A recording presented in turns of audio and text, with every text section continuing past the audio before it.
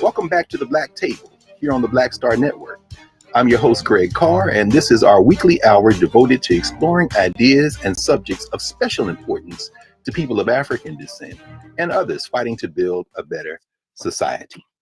As you've no doubt been paying attention to in the past several months, there have been a number of stories in the news here in the United States and beyond dealing with tensions between Latino communities and African US communities.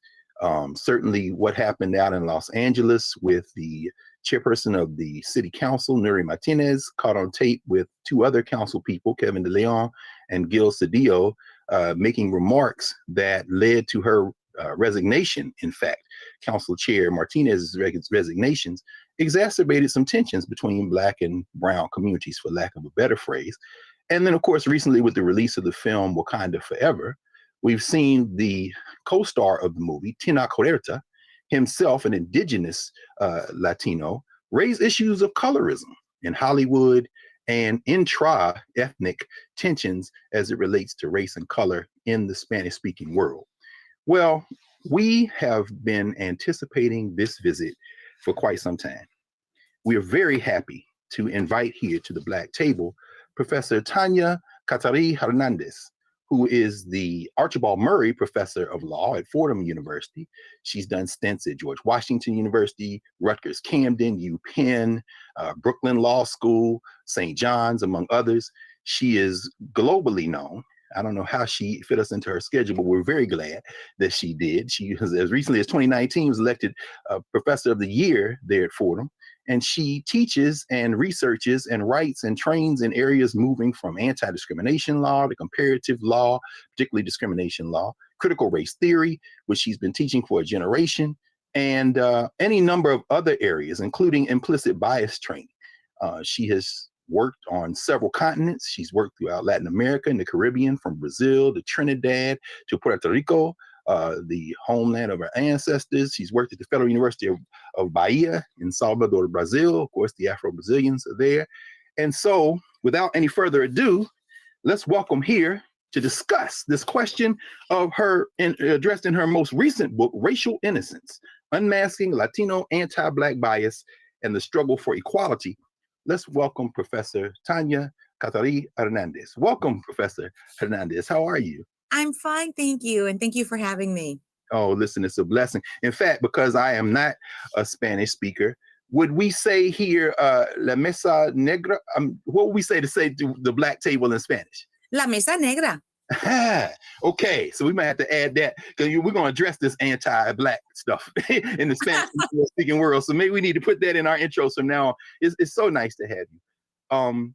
Prof, you know, and being a little bit familiar with your previous books, particularly the multiracial book, Multiracials, and dealing with mixed race studies and critical race theory, I wonder if you wouldn't mind using the point of entry, interestingly enough, that you kind of lay out in the epilogue of Racial Innocence, maybe using your personal story and how you grapple with this. Would you mind kind of introducing us to the world of anti-Black racism in the Spanish-speaking world and how it manifests, and what exactly is racial innocence? Well, you know, it's interesting because all these years, and it's fascinating to hear you reflect back to me that I've been teaching critical race theory for a generation. Well, I didn't want to put a number on it because I watched a couple of interviews and you put a number on it. You said, well, maybe longer than that. And I said, okay, I'm going to leave that alone. I'm going to let you take it. Well, it's actually even more inspiring to me to hear it phrased that way, you know, that it's right. I've been trying my hardest to try to influence, you know, an entire generation and more to come. And so that's very exciting. It's nicer to think of it that way as opposed to a number of years going by. And so, I mean, I bring that up just simply to say that my approach to these topics is always to view them through a systemic lens, because that's the way critical race theory has formed me.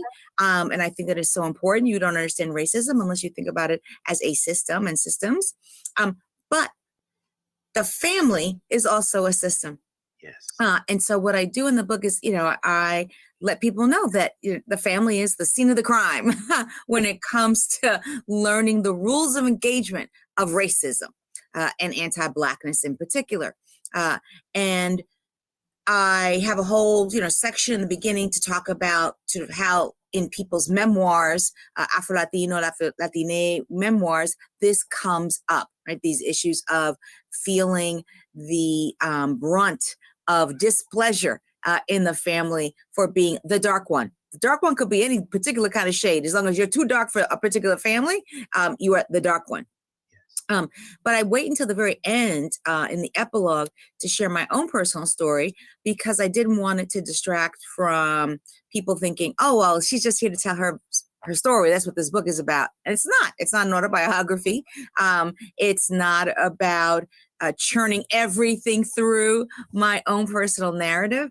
But at the same time, I thought it was only fair that I was sharing the details of other people's stories to have parity, or, they were being vulnerable. I could be vulnerable as well. Listen, if you want to take it, we can take it any kind of way you want. It's so funny. We were in law school around the same time, and I remember Derek Bell coming to campus at Ohio State, where I was, and talking about the fact that at the center of critical race theory are narratives, are stories. And of course, Professor Crenshaw blurbs your book, calling it a tour de force through this. And I remember when I was clerking at the NAACP Legal Defense Fund one summer and reading one of her early articles and really being brought aware to this. So what you've done in this text, kind of, combining qualitative and quantitative research, it really is quite a remarkable text. I mean, if you want to wait until later on to do we following your lead, Prof. So we don't have to enter with you. I mean, we can certainly, in the first chapter, when you lay out this phrase, it's really fascinating, the materiality of Latino bias. I mean, that's fascinating. I mean, so we take it any kind of way you want to, Prof. I just want to let you know, you don't have to start with me. If you hear any reluctance on my part, it's simply because so much of my story is formed by my mother's story.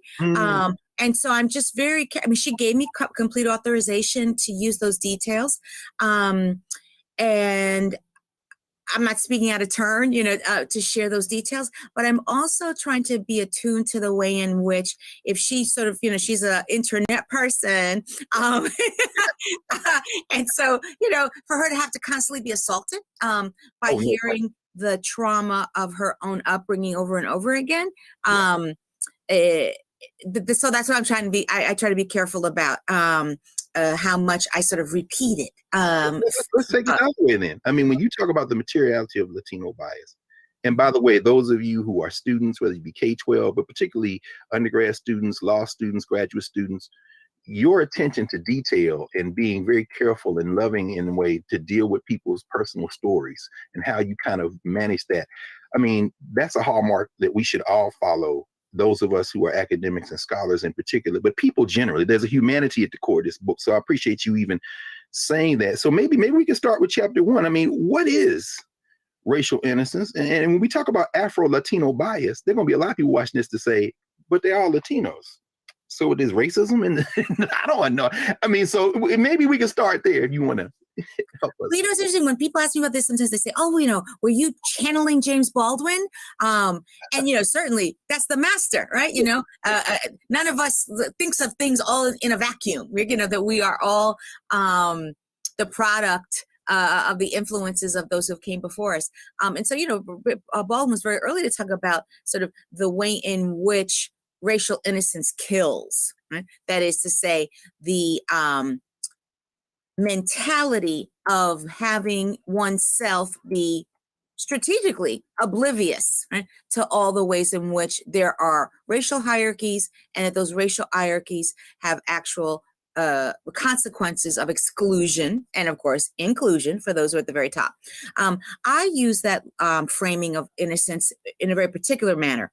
I want for a Latina audience to be able to sort of put aside all their usual defenses, right? And so I use this idea, the Latino racial innocence cloak, right? So what do we shield ourselves with and from, to describe how Latine who view themselves as, or our community, maybe better put our community as being racially mixed and thus not bogged down by the binaries of Black versus white. I use that in a very facetious way.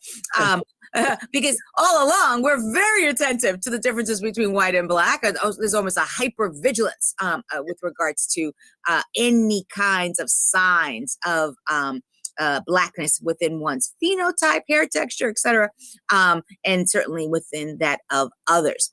And so the Latino racial innocence cloak is the use of this trope of we are also racially mixed. We can't possibly be discriminatory because we don't know Black and we don't know white. That's an American thing, a North American thing. Right. We are innocent of all that. We are innocent of Jim Crow segregation. That's your problem, not our problem. Okay. And with that racial innocence cloak, we then don't take any responsibility for the ways in which Latina can be part and parcel of the problem. So then, I mean, as you lay this out, this Latino anti-Blackness in areas, you know, from perception to behavior to the legal universe, and you do deep dives and everything from employment discrimination to, and I love, by the way, how you rename the Mother Murphy's exception, the boarding house exception, in the chapter on housing discrimination and renting and purchasing homes.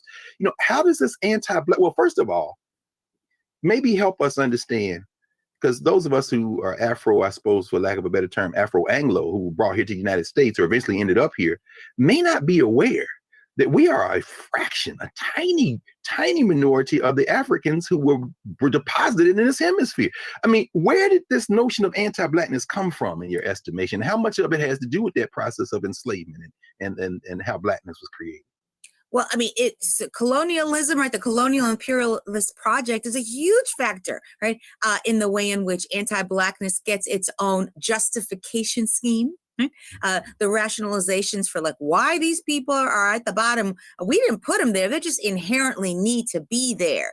Their own deficiencies are what have them be at the bottom. They have some talent, but only a talent for particular things, servile positions, etc. And so while, you know, the legacy of slavery is a very strong one, like 90%, some historians say, of the Africans who were forcibly brought to Las Americas, the Americas, were forcibly brought to Latin America and the broader Caribbean. And those are just the ones that survived the Middle Passage, right? So, you know, these numbers are really quite significant.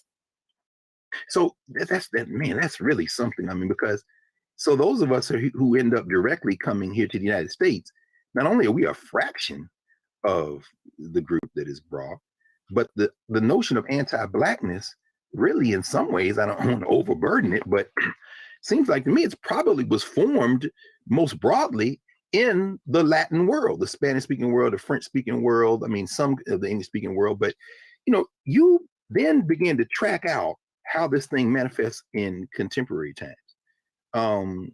This question of violences, teen violence, people fighting in schools, media representation, people in the workplace denying folk who speak Spanish. I'm in the Spanish-speaking world, but I can't get a promotion. You keep calling me these names. I mean, help us walk through some of this. How does this anti-Blackness manifest in real life, the real life lives of Spanish-speaking community? Well, the thing to keep in mind is that wherever we see Latine who have some form of discretionary power, they're employers. They are homeowners. They are housing managers, right? All the places where power is exercised and there's discretion being manifested. Where Latine are in those positions, and typically where there are large numbers of Latine as well. So meaning there is a demographic presence of a community that supports these attitudes. That seemed to be a pattern that I saw in so many of the cases that I looked into. You will have manifestations of anti-Blackness. Now, some people say to me, is it different? You know, is it different the way Latinos do it as opposed to the way other people do it? I'm like, exclusion is exclusion. It doesn't feel kind of sexier to have it said in Spanish. It's still problematic. And certainly the results are the same. And so that's why I use law cases, not so much to educate everybody about the details of anti-discrimination law, though you will learn a little something about that, you know, as a reader as you go along, for those, you know, who don't already know that and have that background. But the book is much more about using the cases almost as a literary frame for intervening into the Latino disinclination to take responsibility and acknowledge the anti-Blackness that exists in our communities. And secondly, to create an awareness to the broader population outside of Latine about the way in which people of color, in this, my case study, Latine, are part of, complicit in anti-Blackness, not because they've been taught anti-Blackness in the United States, but because we enter into the United States already with our own forms of anti-Black ideologies well intact. Right? And that's why in the book I bring together both Afro-Latinos and African-Americans and other people from the African diaspora who are victims of Latine anti-Blackness, because otherwise, when you deal with all these groups separately, there's a whole set of justifications that we have for, African American versus Latino. That's about cultural misunderstanding, or it's about political power grabs and, turf wars. If you say it's about, if you look at Afro-Latinos, you can't use the cultural misunderstanding excuse. What you instead use is, where we come from, it's unfortunate, but the Afro population is poor. And so we have a problem of poverty. We don't have a problem of racism. So every of these populations, there's some set of excuses. When you bring all these populations together who are of African descent, but share the commonality, right, of experiencing Latine anti-Blackness, it becomes harder and harder to use those same old tired excuses. Thank you. Well, when we come back in a moment, we'll get a little bit deeper into some of the examples that you use, Professor Hernandez, and get us a wider lens and how you kind of drill down into how these anti-Black forms persist and how they manifest in the world. We'll be back in a moment here at the Black Table on the Black Star Network.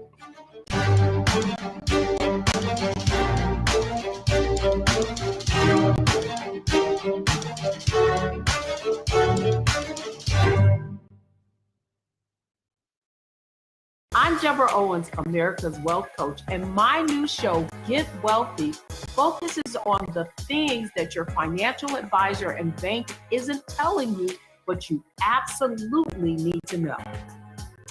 So watch Get Wealthy on the Black Star Network.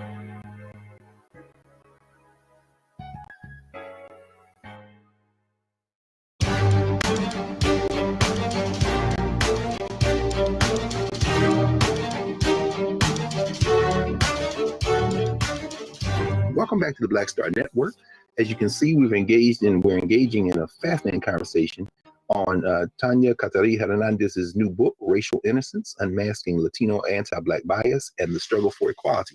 Prior, when we paused, you were walking us through the various ways that these anti-Black behaviors persist. In that second chapter, you take us from, is it Social Friday in Puerto Rico to a Denny's in Miami, and then to the schools. I mean, and you kind of laid this out for us, but when we think Latino, unfortunately, and you make a distinction between ethnicity and race, and think about everybody who speaks Spanish isn't from the same place, but was there a reason that you started in, I almost want to say, like Washington, D.C., one of the colonies of the United States, Puerto Rico, so that nobody could mistake, as you were saying just before the break, this bias, this kind of racism with cultural misunderstanding? Well, Puerto Rico is useful in a number of ways for this particular study. One, it is a location in which the population is very adamant, right, about maintaining their culture, right, their pride. Anybody who's ever met a Puerto Rican, no matter where we are, you see the red boot flag wrapped around us, right? Either literally or metaphorically. Right? I think it's a single Bad Bunny video where there's not some flag waving somewhere. So, that's right. Boricua pride. So it's useful in that way, meaning that the culture is very intentionally Latine, right? That it's, yes, there are North American aspects to the North American territory that the island of Puerto Rico is, but it is prideful about having Latine culture. Yes. At the same time, it is a U.S. property. And as a U.S. property, U.S. federal law applies. So all the anti-discrimination law and all the frames of anti-discrimination are available, right, to the Puerto Rican population. So it's a very fascinating space, as a researcher, I have to be perfectly frank, but, also as a Puerto Rican to do this study, because when you start out with this idea of like, okay, here are the native forms, right, very clearly, right, within Puerto Rico itself, of how anti-Blackness is manifested in ways that for a U.S. reader sounds very familiar, right? Oh, we don't have any space for you here at the restaurant, or, oh, the kitchen is closed, or, oh, wait right there. We'll get to you when we can. While every white person is walking through without a reservation, right? Yes. So the back to sort of this earlier question, like, is it different, when it is anti-Blackness in Spanish? No, right? The racism stings, right? It cuts and harms, regardless of, what language it's spoken in. But I thought it was useful to start the book, or I should say start that chapter about the public accommodations from a Latine, deeply entrenched cultural space, and then show the way in which those spaces are constantly being recreated within the continental United States. So that, when you jump to Miami, it's like, oh yeah, the what's considered the capital of Latin America is Miami. But there are little Miamis, right, all over the country. They may not get the same kind of hype. They're not tourist destinations, but there's spaces in which Latine aggregate together and inculcate across generations some of these very same anti-Black attitudes. So this notion of, oh, well, it's just like antiquated issue that only the old people are carrying on. Once that's handled, we won't have those problems anymore. But younger generations are just as incomplete with some of these issues of anti-Blackness.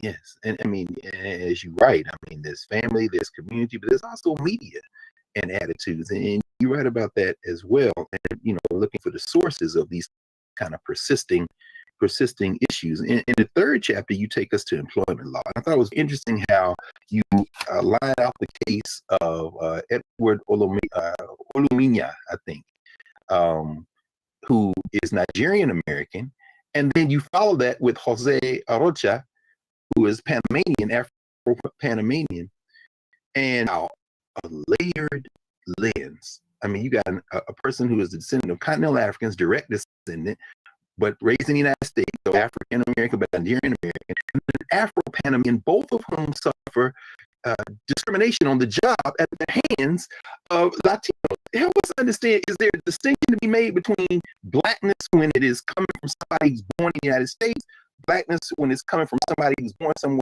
else? Are there differences in attitude from those who come to the United States, Latinos who come to the United States, as opposed to those who were born and raised here? I mean, it's so layered.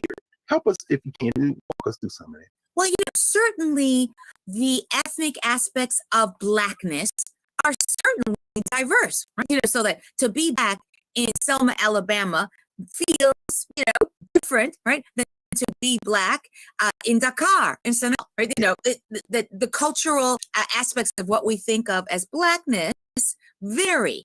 That's just the beauty of culture. That doesn't mean that there's not a parallel through line. We wouldn't have Black Table, right? That wouldn't make sense if there were not, right, these very common issues of anti-Blackness that is us Black, right? That we are blackened in the world because of these tropes, right, of anti-Blackness. That being the case, though, when looking at the workplace, right, what is so fascinating is that people come from different places, right?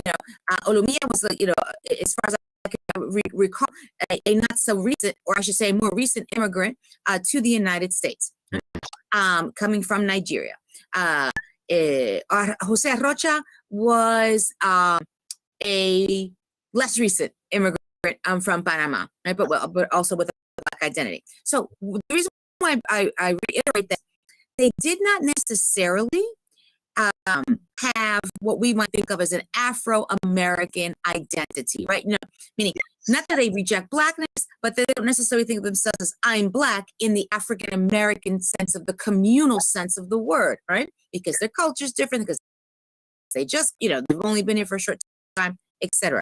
However, this is what I think is the beauty of using the anti-discrimination law cases as a frame for sort of like, or as my young people tell me, you bring in the receipts, Professor Hernandez, right, for bringing the receipts regarding these issues. It's because regardless of whether or not you're thinking in that way, when you experience anti-Blackness, it brings clarity. Right? And for both of these individuals, what they discover is that their racial appearance, right, when they are blackened by the racial appearance, or I should say the racial experience of being differentiated and viewed as less than, right, not the best worker, not even viewed as a worker who should be in the space that they found themselves in. So they're constantly experiencing harassment and different forms of sort of being pushed out and exclusion in the case of outright termination. Yes. And so, I just say like this, that even with all the cultural variations of the beauty, right, that is Blackness, in big tent culture of what Black culture is, there's a flatten that happens when, because discrimination is crude. It's meant to be some nuance of sophisticated form of experience and to demean your humanity. And so there are, very unfortunate commonalities with the way in which each of these individuals, and more in the book, and the book is about the projects of amplifying, the voices of victims of the Afro-Latina, of Latina anti-Blackness. There's this commonality with regards to what they experience and how. Well, thank you, Prof. When we come back after the break, we want you to explore some of that as it manifests itself in the courtroom and in life, whether it be the jury box, be the judge's chambers, how it manifests this anti-Black racism. So we'll be in a moment with Professor Tanya Hernandez and racial innocence here at the Black Table. Back in a moment.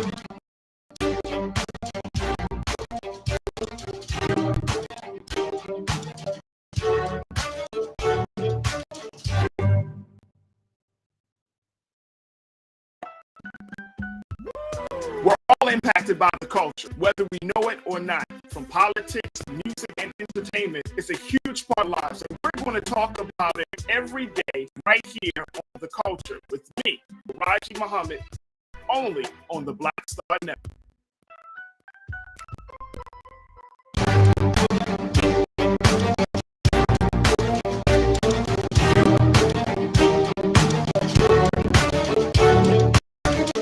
Welcome back to the Black Table here on the Black Star Network.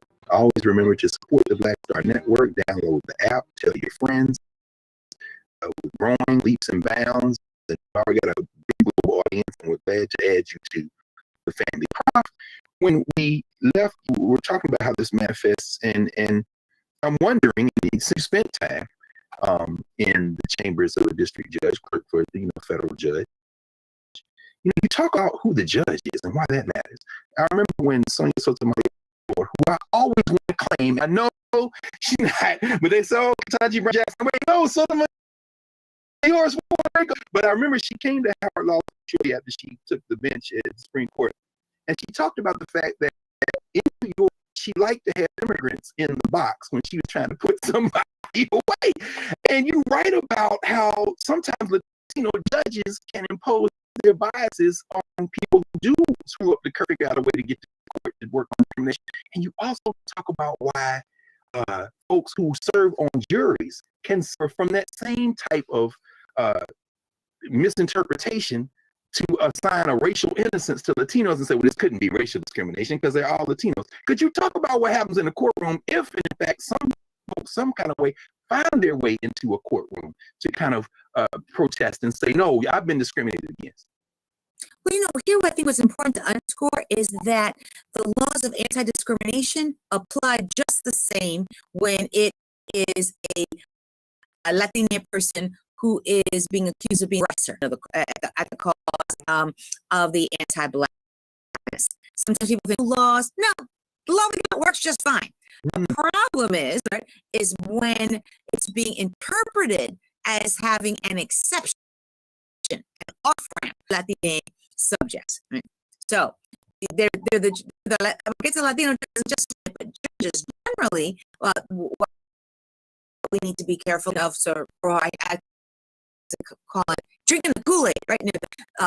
The pathological nonsense, right, that gets spouted within Latino communities about sort of how much more enlightened we are with regards to issues of race, because we mix and we don't know white and we don't know black.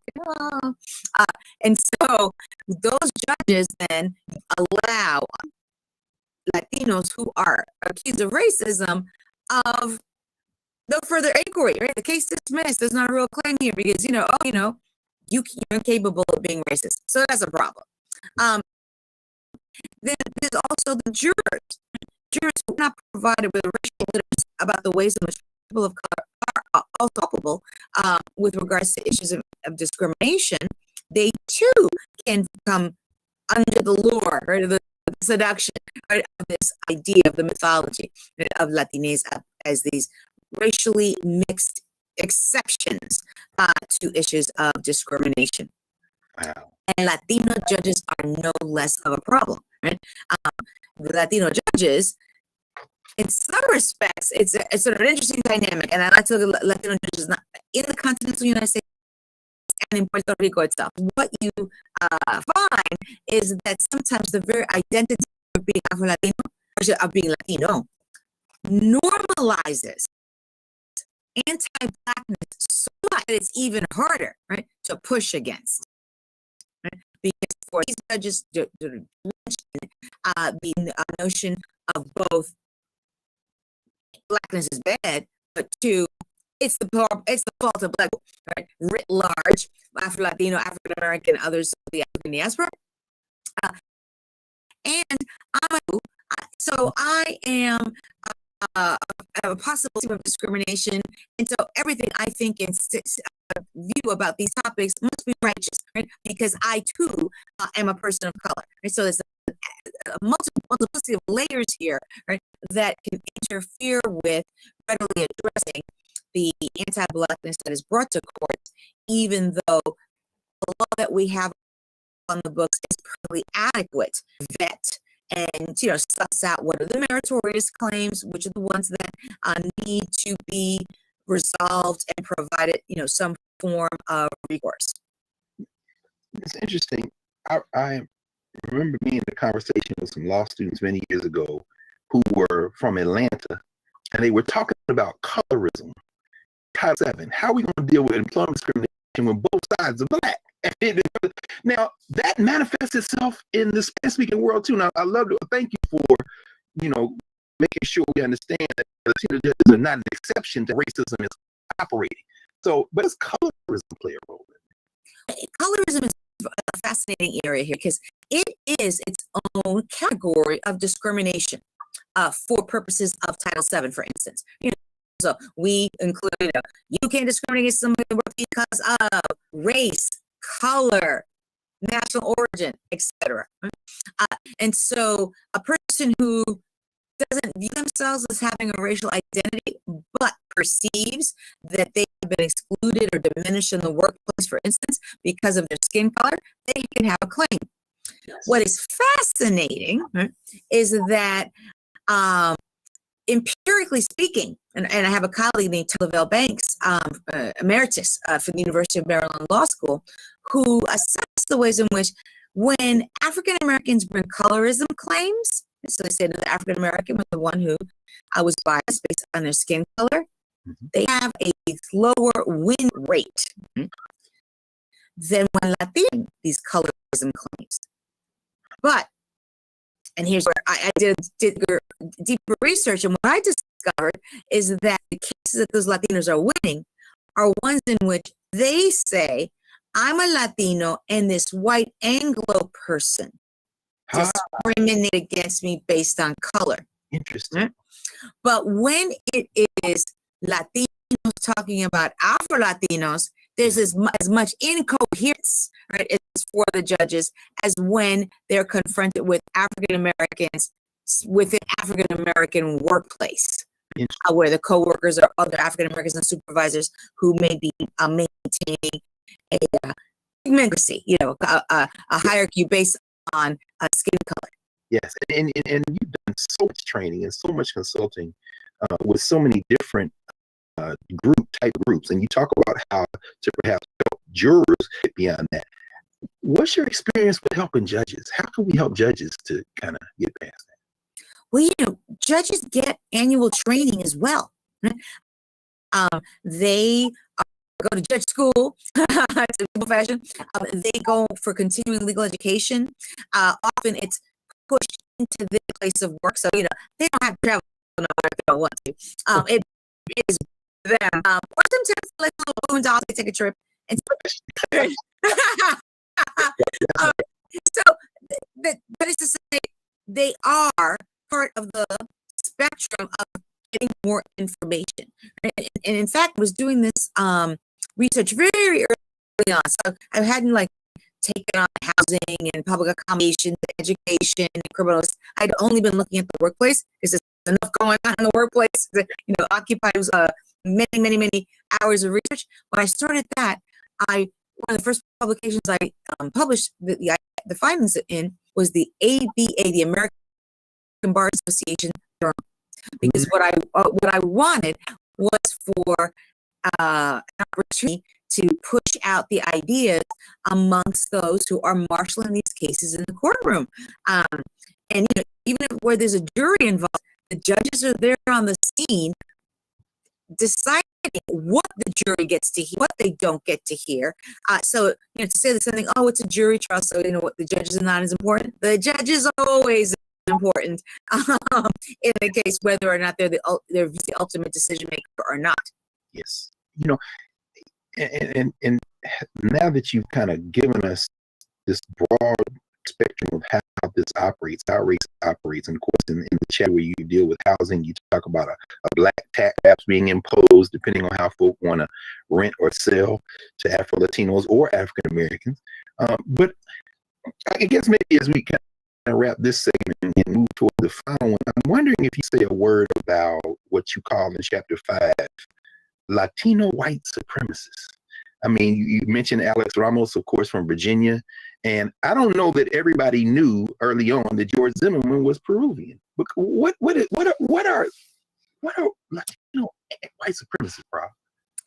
Well, unfortunately, Latinos are part of a growing trend of enrolling in white supremacist organizations, right? The chair of the Proud Boys is a Cuban American. Ramos of Charlottesville, Unite the Right, or they call them Unite the Whites. I think it's one of them, right? So when I use that term, white supremacist, I'm not using it in a dramatic sense of the word. I'm using it literally, right?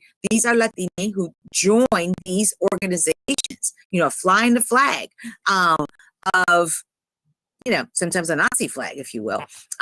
It's very deep. Now, are they the majority of Latinos? No, but no people the majority of the United States that we know of. And so the reason why I bring them anyway, well, if they're an outlier, what are they doing in the book? They belong in the book because of the way in which there are all these excuses about how Latinos are not susceptible somehow, right? They've got this racial innocence Teflon shield, right? So that they're not susceptible to all the problems of Blackness. Well, if they're part of white supremacist organizations, Teflon shield is not operating very well at all. And indeed, when did we find out about George Zimmerman's background? Not because, right?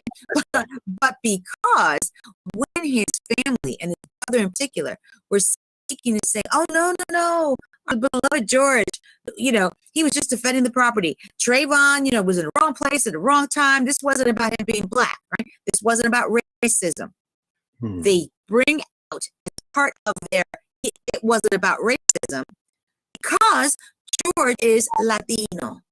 He's got these Peruvian family members. And so that makes him an exception to the idea that it could possibly be about racism. That's when we find out, right, that he has this Peruvian background. So it's this deployment, right, of the Latino position as exception right? That I find so problematic, and that I'm hope book can provide greater clarity about. Absolutely. Well, I mean, and that clarity and that understanding and the basis for changing this and transforming this that you thread through the book, you really bring it all home in the last part of the book. And when we come back after the break, we hope you will help us kind of piece through what we do to address a very real question that many folk, too many, in fact, may not and probably were not aware existed. So we'll be back in a moment at the Black Table with Professor Tanya Kateri Hernandez, talking about racial innocence and posing solutions. Back at the Black Table.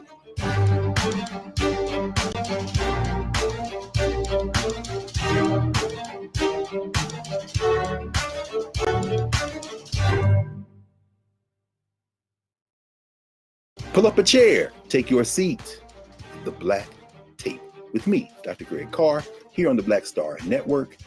Every week, we'll take a deeper dive into the world we're living in. Join the conversation only on the Black Star Network.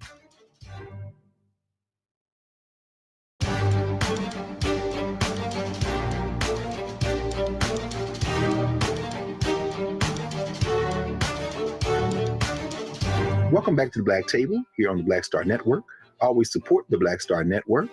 And we are wrapping up today with Fordham Professor Tanya Kateri Hernandez.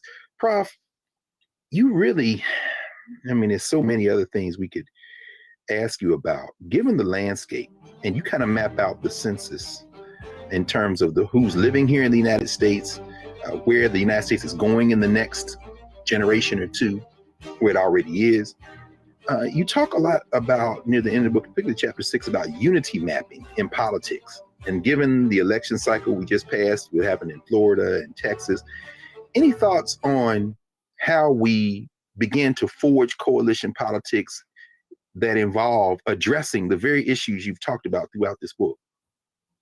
Well, I have to say I was very encouraged when, after the debacle in the LA City Council occurred, that the head of the NAACP Legal Defense Fund, Janae Nelson, and the head of the Latino Justice Puerto Rican Legal Defense Fund, Lourdes Rosado, came together and co-hosted a community forum. And I believe they did it virtually so that as many people as possible could join in, because what they were wanting to do was to be able to, one, contextualize what had gone down in LA, but also sort of start to try to repair those bridges, because now, with the echo of those audio tapes, leaving a very strong imprint of the anti-Black sentiment that can exist within Latino communities, they didn't want that to create a continued additional barrier that would be hard to remove. So, that was very encouraging.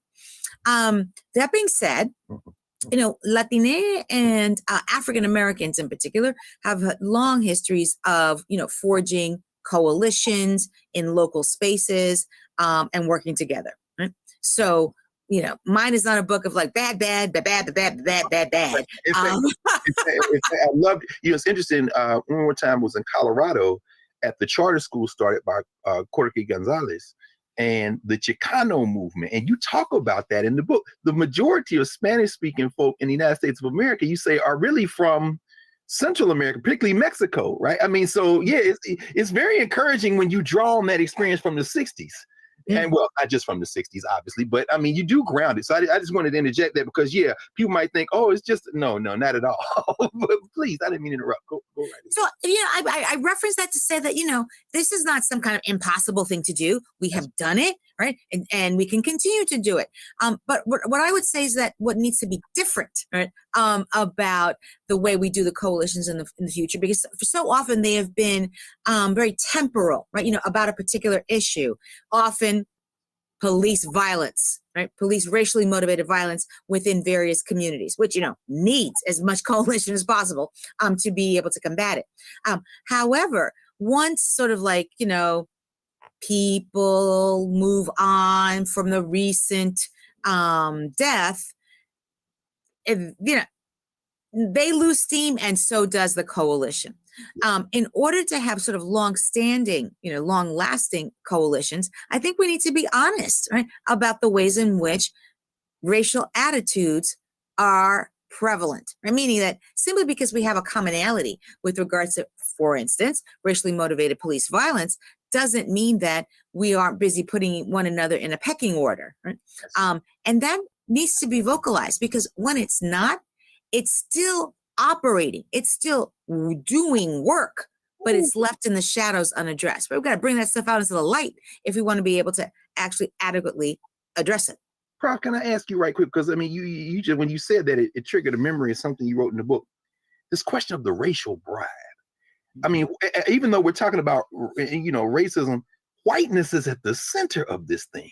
So, I mean, how do we devalue whiteness so that folks aren't lured into this idea that perhaps we can get a little closer to it?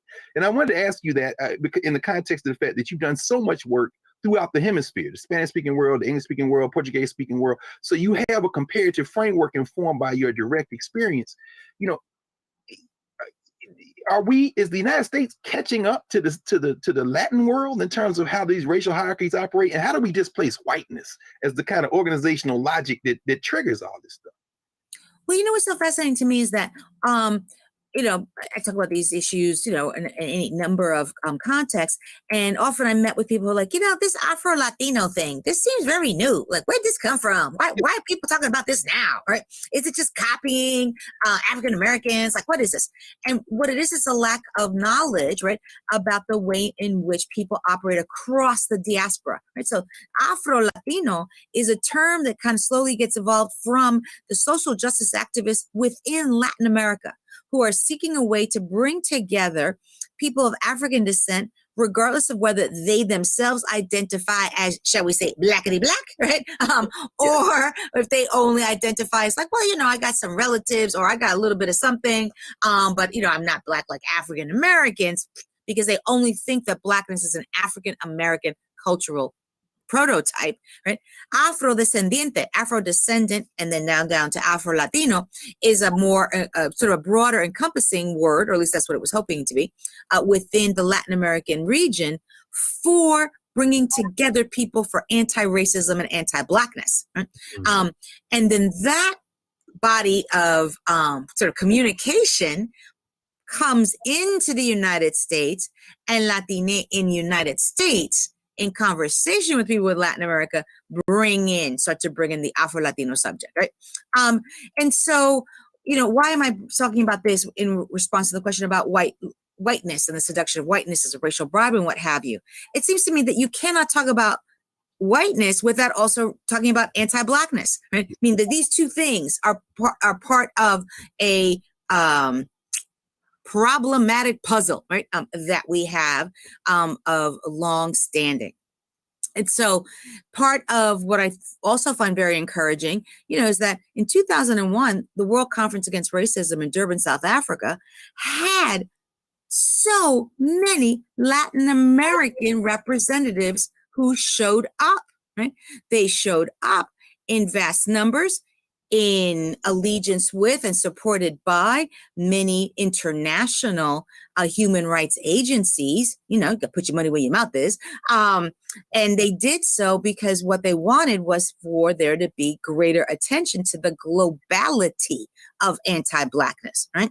And so, you can't really disrupt the lure of whiteness without putting it into conversation with anti-Blackness. And too often, I think there is this idea of, well, why are we talking about anti-Blackness again? There's so many other people who are suffering. Okay, that's true. But that doesn't mean we solved anti-Blackness because you're tired of hearing about it, right? And certainly, it is more than just a U.S. problem. It's a global problem. Yes, with global solutions. I love the way you end the book with this prayer, Ojala y Ache. Could you explain what that is to us, Prof, and how just that global mix is just in that little phrase? Well, more people may be familiar with the Arabic intonation with regards to Ojalá. This is in Spanish, Inshallah. Oh, right? Because that's really what it means. It's so be it. Let it be. right?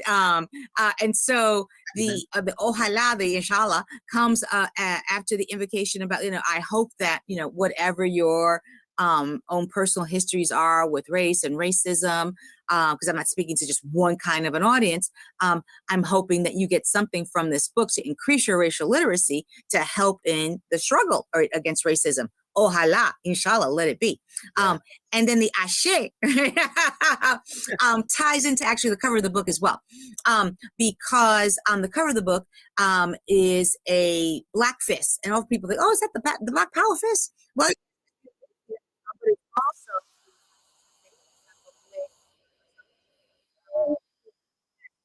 is to ward off the bad juju, right? Because we have talked about this during our little time here, but I do get a lot of pushback, often from white identifying Latinos and Latine folks. And the book was the book cover, and the ashe was like, let me ward off the evil eye from those folks. And I see now, even with the fist behind it, that looks almost like an Okpele chain from Ifa. I mean, oh, you got the juju going on. I didn't even realize that until you said it. Oh. And it was interesting because, but part of it was the publisher was like, oh, well, why do you want this? And I explained why I wanted the first. I explained what an azabache was and why I wanted it on the cover, right? And for some people, be like, well, this is sort of like a reference not many people are going to get. But sometimes it's the power of the when you know. And like, I want to put the shout out there for the people who were going to know, or who would want to learn what it was. No question. Well, Professor Tanya Catari Hernandez, with that broad global injection, I think of my friend Marta Moreno Vega there in the area between Santeria, Vodun, Caromblé, and the Ifa and the African from when it comes. You brought all that home in such a subtle way. So if y'all don't know what we're talking about, go get Racial Innocence, read this book, and your website, ProfessorTKH.com, right? And I'm still on Twitter for as long as they'll have me, at Professor TKH. No question. We don't have the option of surrendering tools, do we, Prof? We just got to fight wherever we can fight. We're on the battlefield. Prof, thank you so much for joining us here. And we hope you'll come back. And I know that, carving this time out, particularly at the end of the semester, I know is a great sacrifice. So thank you so much for joining us. It was my pleasure. Yes, indeed. Well, when we come back, we're going to clear the table and get ready for our next session here at the Black Table on the Black Star. Back in a moment.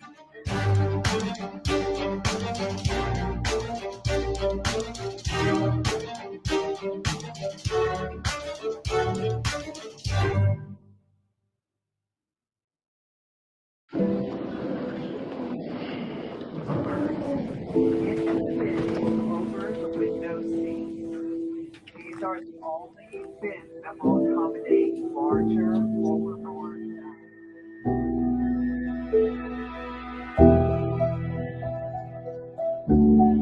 They put 10 in here? 10, and you don't come out till you die. And you eat every 10. Oh my God.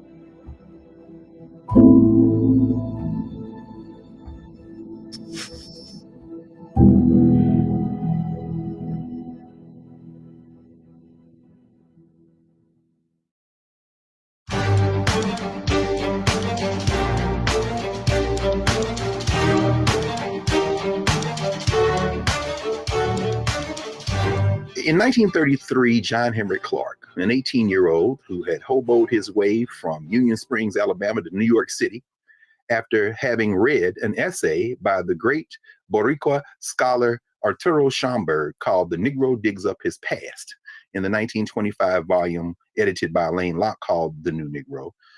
John Henry Clark made his way to New York looking for Arturo Schomburg, this Black Puerto Rican, and he found Schomburg at the 135th Street branch of the New York Public Library. And Dr. Clark used to tell all of us, and he made this speech many times over his life, he said he went up to Mr. Schomburg, who was in the library that now bears his name, and in fact is a place that our guest today, Tanya Catari Hernandez, has worked with and at the Schomburg Center in Harlem. And he said, I want to learn the history of my people forthwith in the hour. And Dr. Clark said, Mr. Schomburg put his hands on his shoulders and said, son, what you're calling Black history or Negro history is really the history of the world. And if you study the history of your oppressor, you'll find out where they left you out, when they left you out, and why they left you out. That was Black-Brown unity. That was an Afro-Latino with an Afro-American from the United States. And in some ways that framed the rest of John Clark's life. And those of us who were his students benefited from that alliance and that natural converging of those two brothers.